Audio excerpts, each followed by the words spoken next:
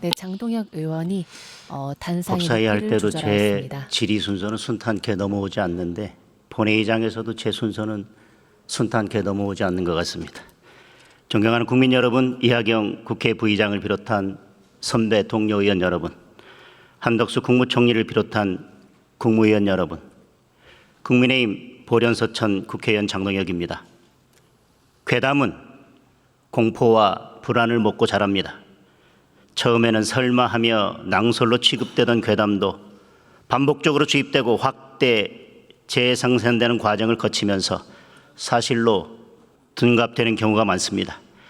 특히나 내 삶을 위협할지도 모른다는 공포, 내 미래를 어둡게 만들 것이라는 불안감이 더해지면 괴담은 이미 우리의 머릿속에 파고들어 이성을 마비시킵니다. 이런 괴담 선동을 하기는 쉽지만 민주정치를 하기는 매우 어렵습니다. 무책임한 폭로는 단 한마디로도 충분하지만 합리적인 설명과 설득의 과정은 100마디, 1000마디 말로도 부족하기 때문입니다. 민주정치를 후퇴시키는 괴담 선동이 계속해서 우리 사회를 잠식하고 있습니다. 이들 괴담 선동 세력의 무책임한 의혹 제기와 조직적인 확산 시도로 국민적 갈등은 심화되고 사회적 혼란은 커져가고 있습니다. 26년 전 광우병 사태 당시에 통합민주당이 그러했고 오늘의 개헌몰이를 시도하는 더불어민주당이 그러합니다. 이들은 아니면 말고식의 던지기 수법으로 지금도 수많은 괴담을 만들어내고 있습니다. 최근 나온 독도 지우기를 비롯해서 건국절 추진, 계엄령 준비 등 셀 수 없이 많은 악성 괴담들이 정치적 목적으로 유포되고 있습니다. 그 과정에서 불거진 국가적인 혼란이나 국민적 고통에는 단 1도 관심이 없어 보입니다. 하지만 괴담 선동에 앞장섰던 정치인들도 그것을 이용해 소위 재미를 보았던 정치 세력들도 일말의 사과를 하거나 정치적 책임을 지는 경우는 단 한 번도 찾아볼 수 없었습니다. 어쩌면 이런 학습 효과 때문에 그들이 일시적인 쾌감을 잊지 못하고 괴담 선동 정치에 중독되는 것일지도 모르겠습니다. 지금이라도 무책임한 폭로와 괴담 선동에는 책임이 따른다는 것을 보여주어야 합니다. 질의를 시작하겠습니다. 한덕수 국무총리 발언 속으로 나와주시기 바랍니다. 한덕수 국무총리가 답변을 위해 자리에서 일어나 앞으로 나옵니다. 첫 번째 야당 의원 질의 중에 있습니다. 윤석열 정부가 실패한 정부다라는 질의가 있었는데 이에 대한 총리님의 의견을 다시 듣고 싶습니다. 저는 저희가 정권을 인수할 당시에 저는 정말 나라가 망할 수 있겠다 생각했습니다. 첫째, 안보 문제입니다. 한미 간의 동맹 관계는 삐걱거리고 한일 간의 관계는 최악의 상태였습니다. 그거를 한미 동맹을 복원시키고 한일 간의 관계가 이제 정상화됐다고 생각합니다. 아직도 갈 길이 멉니다. 그러나 상당한 부분 이제 한미일 간의 한반도와 이 동북아에 있어서의 그런 안보 협력 같은 것을 통해서 북한의 위협을 막고 우리의 번영과 안보를 지킨다 하는 것이 어느 정도 갖춰졌다 이렇게 봅니다. 이제 그 점에서는 저는 안심을 합니다. 두 번째는 경제입니다. 경제는 우리 역사상 가장 높은 부채 비율을 가지고 있습니다. 시작을 36%에서 시작한 문재인 정부가 거의 49.4%까지 부채 비율이 올라갔습니다. 부채는 국제적으로 우리 국가 부채 그거를 GDP로 나눕니다. 왜냐하면 GDP라는 것은 국가의 능력을 가르쳐 주는 거기 때문에 GDP가 크면은 비율이 낮아집니다. 그만큼 국가의 부도의 위험성은 작아진다 이렇게 봅니다. 세 번째로는 물가입니다. 저희가 새로운 정부를 인수했을 때 2022년 4월 달에 우리의 인플레이율은 4.8%였습니다. 5월 달에는 5.3%였습니다. 6월 달에는 6.3%였습니다. 그리고 7월 달에는 5월 달에는 6.0%였습니다. 7월 달에는 6.3%입니다. 제가 6월 달의 통계는 조금 확실하진 않습니다. 틀리면 다시 말씀드리도록 하겠습니다. 그 물가가 지금 2%로 안정됐습니다. 아직 민생 어렵습니다. 아직도 농산물, 배추, 무 가격 높습니다. 그러나 이거는 우리 극복할 수 있습니다. 네 번째로는 국제수지입니다. 우리나라의 국제수지가 거덜이 나면 바로 외환이 부족해서 부도가 나옵니다. 우리 국민들의 생활, 우리 90년도 말에 DJ 정부 때 그 외환위기를 막기 위해서 무엇을 했는지는 아마 우리 국민 모두가 잘 아시리라고 생각합니다. 그 국제수지의 건전성은 경상수지에 나타납니다. 우리가 외환을 버는 것보다는 쓰는 것이 작은 겁니다. 그것이 2022년에는 235억 불이었습니다. 2023년에는 그것이 350억 불 정도 됐습니다. 올해 이 경상수지는 730억에서 770억 불이 될 겁니다. 이제 우리나라가 부도가 날 거다라고 생각하는 사람은 아무도 없습니다. 우리나라가 물가 때문에 인플레 때문에 우리 국민들의 생활이 완전히 거덜날 거다 이렇게 생각하는 사람 없습니다. 거기에 더해서 고용입니다. 고용률은 우리 15세부터 64세까지가 거의 67% 가까운 그런 율로 7월 달 통계로 봤을 때 가장 높은 그런 숫자입니다. 그리고 군대 갔다 와서 취업을 하는 25세부터 29세까지의 청년들의 실업률은 72.3%입니다. 역사상 가장 높습니다. 민생 아직 어렵습니다. 아직도 배추값, 시금치값 비쌉니다. 정부가 총력전을 다해서 우리 국민들의 민생을 더 나아지게 하겠습니다. 그러나 그렇다고 해서 우리가 국가 안보를 정상화시키고 경제를 선방하고 국제수지를 방어하고 물가를 안정시키고 고용률을 역사상 가장 높은 고용률을 유지하고 국제적으로 비교해도 대한민국의 경제에 대해서는 OECD 쪽에서 가장 잘 운영되고 있는 나라 중에 하나로 평가하고 있습니다. 우리가 이러한 거를 우리가 조금도 부끄러워하거나 자랑스럽게 생각하지 않을 이유가 없습니다. 우리가 외국인들을 만나보고 우리가 해외에 가서 접해보면 대한민국 정말 변했다. 언제 그렇게 군수산업을 일으켜서 이 구라파에 유럽에 무기를 팔고 있느냐. 작년에 170억 불 수출했습니다. 앞으로 더 늘어날 겁니다. 우리가 이거를 정말 우리 반도체 자동차는 말할 필요도 없고요.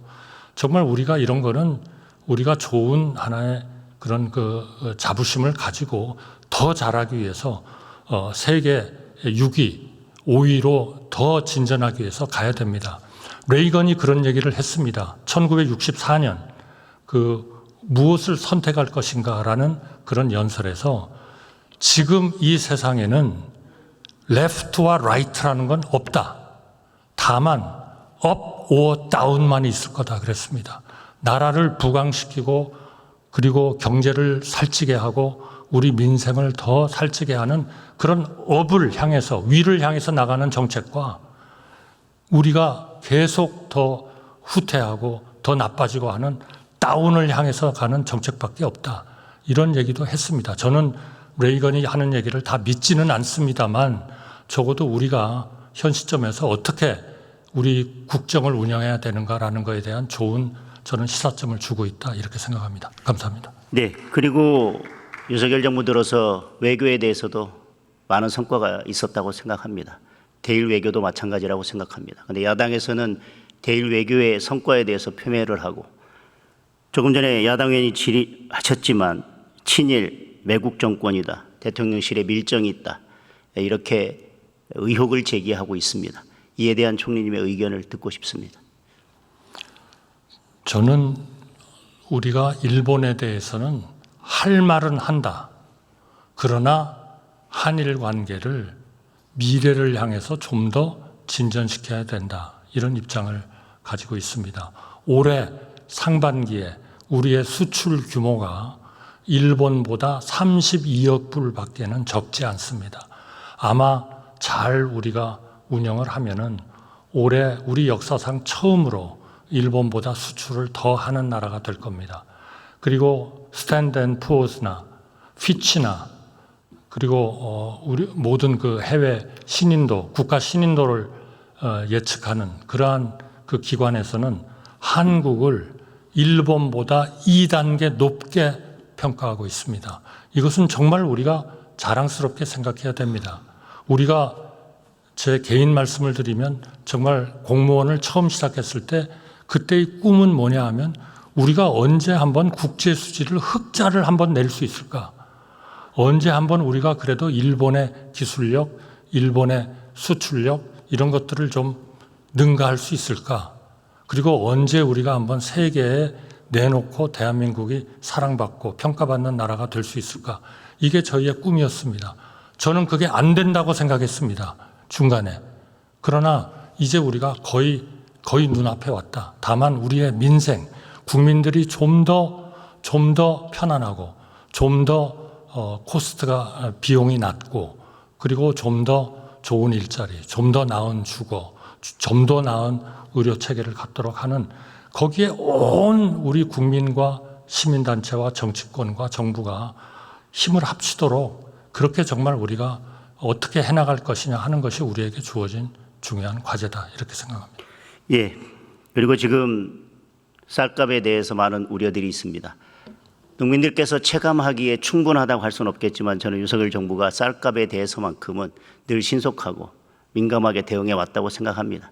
지난 8월 19일에도 국무회의에서 쌀 45만 톤 공공비축 매입 등 공공비축 시행 계획을 발표했습니다. 이것이 충분하지 않다 하더라도 계속해서 관심을 가져주시고 지금 정부에서 쌀값 안정을 위해서 어떤 노력을 하고 있는지 좀 간단하게 말씀을 해 주십시오. 우선 그 추가적인 대책을 곧 하겠습니다. 저희가 이 쌀에 대한 정책은 우리가 소비가 계속 줄고 있고 공급은 그렇게 줄지 않기 때문에 우리의 그 수요가 있는 밀이나 콩 쪽으로 좀 이거를 전환을 좀 시키자. 거기에 따라서 필요한 지원을 하자 하는 생각을 하고 있고요. 특히 그 스마트팜, 젊은이들이 농촌에 가서 하고 싶어하는 이런 스마트팜을 적극적으로 육성을 해가지고 새로운 농업을 좀 만들도록 해보자. 그러나 쌀은 우리의 전통적인 중요한 하나의 우리의 그 식량이기 때문에 이 쌀에 대해서는 정부가 이거를 법으로 정해가지고 우리 수요와 공급을 맞추는 이런 노력을 좀 어렵게 만들지 말고 필요할 때 정부가 좀 역할을 해가지고 적절한 가격을 좀 유지를 하자 이런 정책을 하고 있습니다. 아마 곧 추가적인 대책이 나와서 특히 추수기에 우리 그 농민들이 너무 낮은 쌀 가격 때문에 어려움을 겪지 않도록 그런 정책을 추진하겠습니다. 예. 지금 야당에서 계속해서 계엄에 관한 이야기를 하고 있습니다. 총리님께서 보시기에는 지금 우리나라의 상황이 헌법에서 규정한 계엄을 선포해야 될 그런 상황이라고 판단하고 계신가요? 저는 어느 국민도 그렇게 생각하고 계시지 않으리라고 생각하고 또 세계 어느 나라도 대한민국이 계엄을 할 거다 이렇게 생각하고 있지 않다고 생각합니다. 이것은 만약 그런 얘기를 퍼뜨리는 분이 있다면 이건 정말 가짜뉴스를 퍼뜨리는 겁니다. 지금 상황에서 본다면 대한민국 국민 어느 누구도 지금이 계엄을 선포해야 될 상황이라고 하는 것에 대해서는 동의하지 못할 것입니다. 총리님 말씀하신 것처럼. 그리고 대한민국 지금 윤석열 정부에서 계엄에 대해서 단 일이라도 지금 검토를 하고 있습니까? 없습니다. 저는 그러리라고 믿습니다. 그럼에도 불구하고 야당에서 이 계엄을 계속 언급하는 이유는 곧 이재명 대표의 1심 선고가 있습니다. 거기에서 이재명 대표의 정치적 운명을 가를, 그래서 이재명 대표가 더 이상 정치적 생명을 연장해 가기 힘든 1심 판결이 나온다면 야당으로서는 그 어떤 사태라도 준비하겠다. 그러니 정부에서는 계엄이라고 하는 것은 꿈도 꾸지 마라. 이런 저는 경고로 그렇게 들려집니다.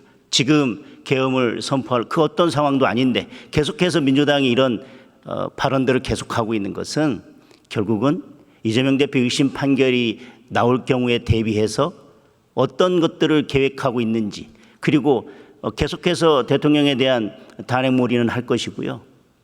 그런 경우에 정부가 혹시라도 계엄 같은 것은 생각지도 말라라고 하는 미리 사전 경고 차원이 아닌가, 그렇게 해석될 수밖에 없다고 생각이 됩니다. 총리님의 생각은 어떠신지요? 그 의도를 제가 명확하게 말씀을 드리기는 어렵지만 계엄이라는 것은 생각할 수도 없고 국제사회도 받아들일 수도 없고, 그리고 헌법에 의해서 언제라도 다수당을 차지하고 있는 야당이 즉각 계엄을 해제할 수 있는 모든 그러한 권한을 가지고 있기 때문에 이거야말로 전형적인 가짜뉴스의 전형이다, 저는 그렇게 생각합니다. 예, 총리님 수고하셨습니다. 법무부 장관님. 네, 한덕수 국무총리가 답변을 마치고 이하경 부의장에게 인사를 한 후 자리로 돌아갑니다. 박성재 법무부 장관이 답변을 위해 오늘 단상에 법제사법위원회에서 해병대원 특검법에 대해서 제대로 된 논의도 없이 법안이 소위를 통과했습니다. 해병대원 특검법에 대해서 민주당이 탄핵 청원 청문회에서 탄핵 청원 청문회를 열었고, 거기에서 밝혀진 사실만, 제가 객관적인 사실만 몇 가지만 짚어드리겠습니다. 첫째, 박정훈 대령에게 질문했을 때 대통령이나 대통령실 누구로부터도 이 사건에 관해서 직접 연락을 받은 바가 전혀 없다고 답변을 했습니다. 그리고 국방부 누구로부터도 임성근 사단장에 대해서 아니면 특정인 누구를 빼라 넣어라 라는 구체적인 언급을 들은 사실이 전혀 없다고 답변을 했습니다. 그 두 가지 사실은 명확합니다. 대통령실 그 누구로부터도 어떤 연락도 어떤 지시도 받은 적이 없다. 국방부에서도 특정인을 넣고 빼라는 지시를 또는 그런 언급을 전혀 들은 사실이 없다는 것이 청문회에서 밝혀진 사실입니다. 그럼에도 불구하고 지금 오늘 특검법이 강행 처리됐고요. 더군다나 군 검찰에서의 수사는 사건을 이첩하기 위한 기본 조사에 불과합니다. 그리고 경찰에서는 그에 대해서 원점에서 모든 수사를 다시 할 수 있습니다. 맞지 않습니까? 예, 그렇게 알고 있습니다. 그럼에도 불구하고 오늘 해병대원 특검법이 통과된 것에 대해서 매우 유감스럽게 생각하고요. 민주당은 제3자 특검법을 발의해서 오늘 제3자 특검법을 통과시켰다고 하지만 이 제3자 특검법은 저는 무늬만 제3자 특검법이라고 생각합니다. 대법원장의 손을 빌렸지만 대법원장이 4명을 추천하면 그중에서 국민의힘을 제외한 야당이 2명을 선택하도록 되어 있고, 그나마도 4명이 마음에 들지 않으면 비토권을 행사해서 마음에 드는 4명이 올 때까지 횟수 제한 없이 무한정 비토권을 행사할 수 있도록 되어 있습니다. 결국은 이것은 대법원장이 추천한다고 되어 있지만 민주당의 입맛에 맞는 특검이 추천될 때까지 민주당이 계속해서 비토권을 행사하고 그중에 4명이 추천이 되면 그 2명을 민주당이 선택하겠다는 특검법과 저는 전혀 다르지 않다고 생각합니다. 따라서 이것은 특검법 자체도 문제가 있지만 제3자 특검법은 무늬만 제3자 특검법으로서 국민들을 속이는 특검법이다, 그렇게 생각합니다. 장관님의 생각은 어떠신지? 대통령의 특검에 대한 실질적 임명권이 보장되지 않는 그러한 내용이라면 권력 분립의 원칙에 의한 위헌 소지가 다분하다고 생각을 합니다. 오늘 김건희 여사에 대한 특검법도 통과가 됐습니다. 그중에 명품백에 관련된 내용만 또 청문회에서 나왔던 객관적인 진술만 확인하겠습니다. 청문회에 나왔던 최재형 목사는 이 명품백을 준 목적에 대해서 이 명품백을 주면 받는지 안 받는지를 보고 그것을 몰카로 촬영해서 이것을 정치적 목적에 이용하겠다, 그런 목적에서 이 명품백을 건넸다라고 진술을 했습니다. 따라서 최재형 목사의 진술에 의하더라도 이 명품백은 어떤 청탁 목적이나 그에 대한 대가로 지급된 것이 전혀 아니고 본인은 이것을 불법으로 촬영해서 정치적 목적, 즉 김건희 여사를 정치적 위험에 빠뜨리기 위한 목적에서 이 명품백을 건넸다라고 스스로 인정하고 있습니다. 그럼에도 불구하고 이러한 내용을 포함해서 그저 신문에 났던 기사들을 의혹으로 만들어서 수사 대상에 포함시킨 특검법입니다. 이런 특검법은 결국은 정쟁을 위한 특검법이라고 생각을 합니다. 장관님의 생각은 어떠신지? 예를 들어 주신 그 디올백이나 이런 부분에 대해서는 정부와 법리에 따라서 지금 수사가 마무리되고 있는 것으로 알고 있습니다. 그 나머지 부분도 충분한 의혹이 있으면 특검으로서 해결하는 것도 좋지만 원칙적으로는 특검 제도의 그 취지에 비추어 보면 다른 정상적인 수사 기구를 통해서 수사가 되고 난 뒤에 부족하다면 특검 여부를 결정하는 것이 맞을 것이고, 그렇다고 하더라도 또 다른 면으로 위헌적인 요소는 다 제거를 한 다음에 특검법을 만들어서 의논을 해주시면 감사하겠다는 생각입니다. 도이치모터스 주가 조작 사건에 대해서도 오늘 야당은의 질의가 있었습니다. 이것은 문재인 정부 시절에 특히 대선을 앞두고 윤석열 후보를 공격하기 위해서 어떻게든 김건희 여사를 기소해 보려고 수사를 했던 사건입니다. 그렇지만 기소하지 못했습니다. 그리고 오늘 야당 의원이 질의하는 내용은 그전에 이미 수사 기록에 다 포함되어 있었던 내용이고 그 어떤 것도 새롭게 밝혀진 것이 전혀 없습니다. 따라서 문재인 정부 시절에 수사했던 검사들도 지금 질의하는 내용에 대해서 이미 다 파악하고 있었고 수사 기록에 나와 있던 것입니다. 그럼에도 불구하고 지금 마치 새로운 사실이 발견된 것처럼 질의를 하고 공격을 하고 있는데 지금 새로운 사실이 있습니까? 제가 기록을 다 볼 입장은 아니지만 종전에 문제됐던 그 내용들 외에 새로운 추가 증거가 입수됐다는 보고는 아직 받지 못한 것 같습니다. 그다음에 문재인 전 대통령 그리고 문다희 씨에 대한 수사에 대해서 야당은 정치 탄압이다 또는 보복 수사다 이렇게 이야기하고 있습니다. 법사위에서는 이런 이야기까지 했습니다. 문재인 전 대통령이 윤석열 검사를 검찰총장을 시켜줬는데 지금 이 수사를 하는 것은 폐륜 수사고 배은망덕 수사다 이렇게 이야기하고 있습니다. 이 사건은 2020년에 이미 고발이 되어 있었던 사건입니다. 맞지 않습니까? 예, 그렇게 알고 있습니다. 문재인 정부 시절에 이것이 수사가 제대로 되지 않았습니다. 그러면 그 당시 검찰총장이었던 김호수 검찰총장은 검찰총장을 시켜준 문재인 대통령에 대해서 보훈을 하기 위해서 이 사건 수사를 하고 있지 않았던 것입니까? 그리고 2020년에 고발됐는데 제대로 수사가 되지 않던 것을 지금의 검찰이 제대로 수사하고 있는데 그렇다면 윤석열 대통령이 검찰총장이 임명해 준 그것에 대해서 보훈하기 위해서 지금 검사나 검찰총장을 불러다가 이 사건 수사를 하면 안 된다라고 지시를 해야 된다는 이야기입니까? 장관님 어떻게 생각하시나요? 그렇지 않다고 생각합니다.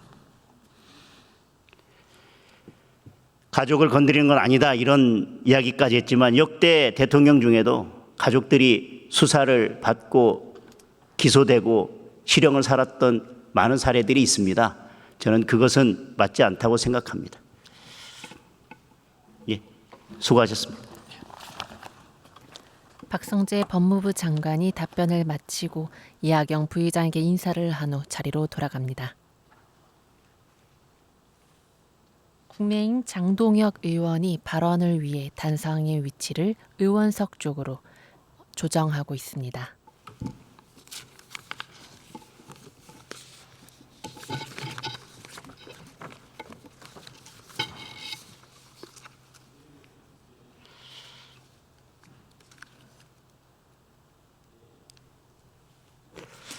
존경하는 국민 여러분, 우리 정치에서는 40년 전 사라진 계엄이라는 괴담을 살려내려는 정치 세력이 있습니다.